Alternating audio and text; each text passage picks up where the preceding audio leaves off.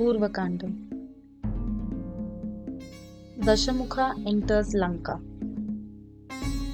In the previous chapter, Kubera sought the advice of his father, sage Vishravas. After revealing the divine destiny of Dashamukha, Vishravas advised Kubera to leave Lanka peacefully. Accepting his father's words, Kubera left the Golden City along with his family and established a new kingdom at Alakapuri. Lanka was now without a ruler. The throne of Lanka was finally empty. The dream that Dashamukha had cherished for so long was about to come true. The news of Kubera's departure reached Dashamukha. Without wasting any time, he set out for Lanka. Along with his brothers, his relatives, his ministers, and a magnificent Rakshasa army, Dashamukha entered the Golden City in great splendor. Soon after his arrival, he was crowned the king of Lanka. At last, Dashamukha had become the ruler of the kingdom he had always wanted. From that day onwards, he ruled Lanka as a mighty emperor. To strengthen his kingdom, Dashamukha appointed his most trusted men to important positions. His maternal uncles, Prahasta, Dhumraksha, Akampana, Suparshwa, Vajradamshtra, and Mahodara, also known as Unmatta, became his chief ministers and commanders of the Rakshasa army.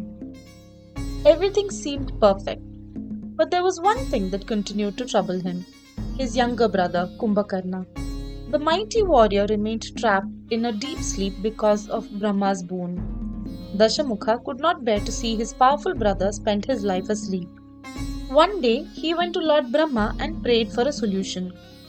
Moved by his request, Brahma made a small change to the boon. Kumbhakarna would sleep continuously for 6 months. Then he would remain awake for 1 full day. After that, he would once again sleep for another 6 months. And so the cycle would continue. But Brahma gave one important warning. If anyone tried to wake Kumbhakarna by force before his 6 months of sleep were over, that very act would become the cause of his death. Even though the curse was not completely removed, Dashamukha was relieved. At least his brother would wake up once every 6 months. That thought brought him peace. In fact, he was proud to have a younger brother as mighty as Kumbhakarna. Even if he slept most of the time, his strength was unmatched. With Lanka now under his control, Dashamukha began thinking about something even bigger. Ruling Lanka alone was not enough. He wanted the entire world to know his strength, his courage, and his greatness. So he began traveling across the 3 worlds.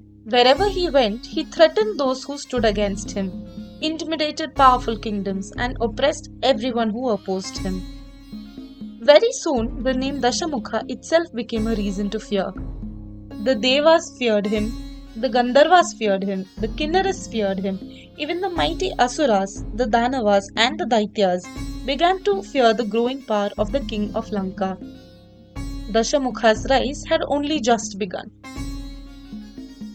The 3 worlds had begun to tremble before Dashamukha, but his growing pride would soon lead him onto a path that would change his destiny forever. We'll witness what happens next in the next chapter of Ramayana Retold.